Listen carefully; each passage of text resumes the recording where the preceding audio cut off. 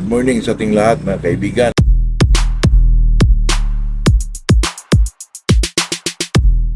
Dito na naman tayo sa ating usapang magmamano po. Ito naman sa ating mga kaibigan ay talagang enjoyment lang.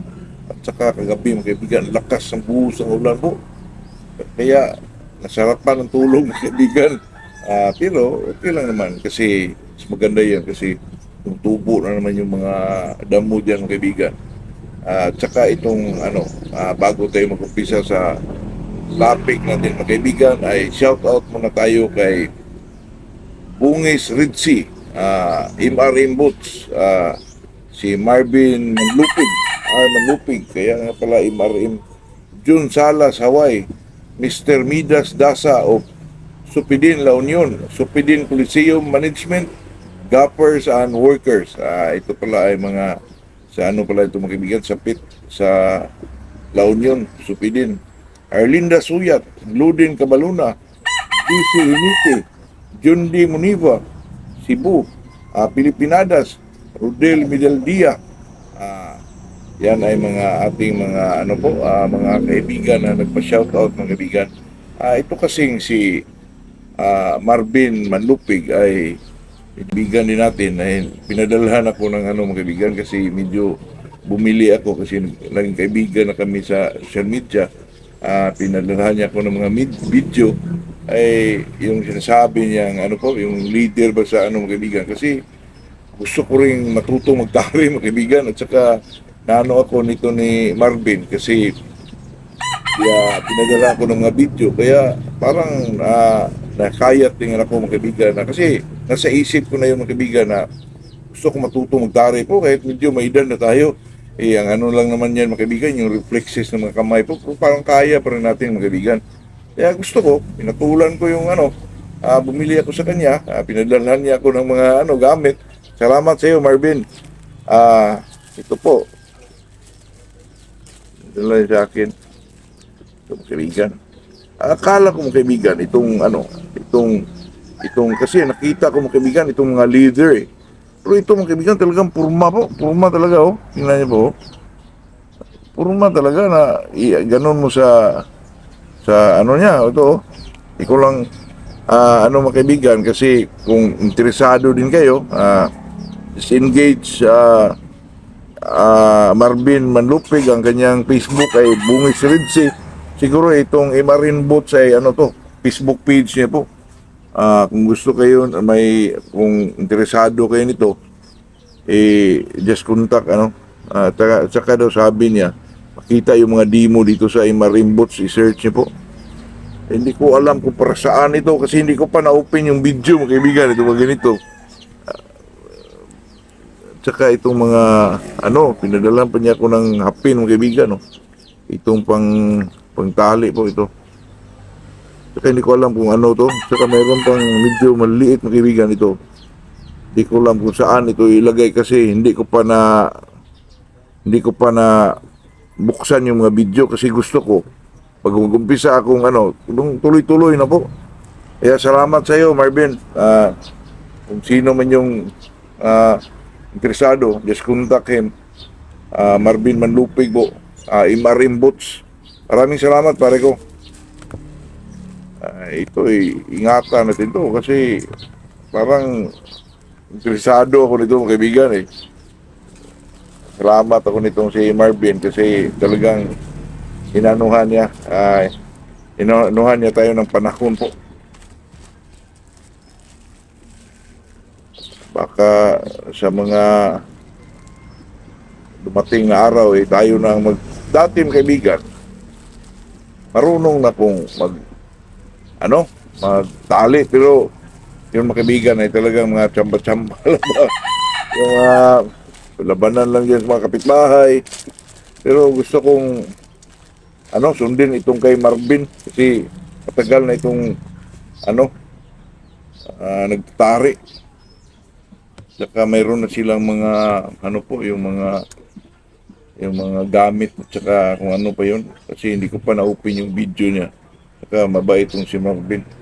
Shoutout sa iyo Marvin Manlupig, MRM Boots. Itong pag-usapan natin ay itong tungkol sa itong magpahit tayo ng manok mga kaibigan, yung medyo galitin natin ng manok dun ka na sa Royda po, ay okay lang ba itong sampalin yung ulo, tapikin yung, yung pakpak, at saka urutin yung tinga, ba? Ilang beses natin yan makita mga kaibigan, inurot yung tinga, di ba? At saka, pinano pa yun, sinampal pa yung ulo mga kaibigan, yung dito po, gano'n yun. Tapikin yung dito mga kaibigan, ha? Talagang ano ba yun, healthy ba yun sa isang manok mga kaibigan? Sa akin kasi mga kaibigan, kung ako po ay, ito'y sa akin na mga kaibigan na tawag natin yan ay magpagalit sa manok, magpahiting po, magpainit sa manok.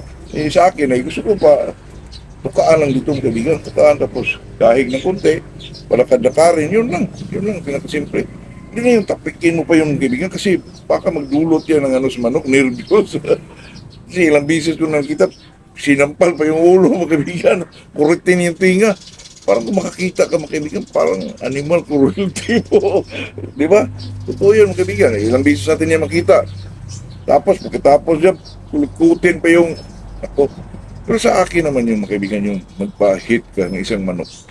Pwede naman yung kahig-kahig lang ng konti. Huwag yung ipasunod yung hingalin yung manok.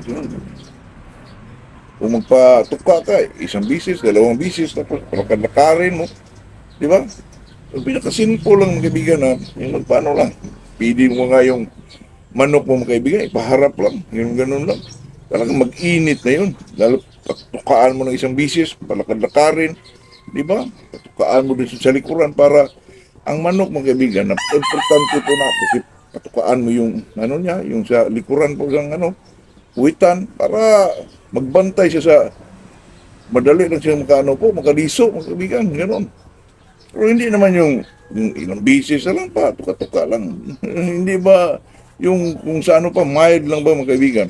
Kasi ilang bisis ang nakita dyan mga kaibigan na tinutukan, pak, ang dami po. Ano na dito mga kaibigan. Tapos, sampalin pa yung ulo, di ba? Tapos, kurutin yung dito mga kaibigan, yung tinga. Huwag na po yung ganun kasi ako makikita ko ng ganun mga kaibigan. Parang naawa ko sa manok po.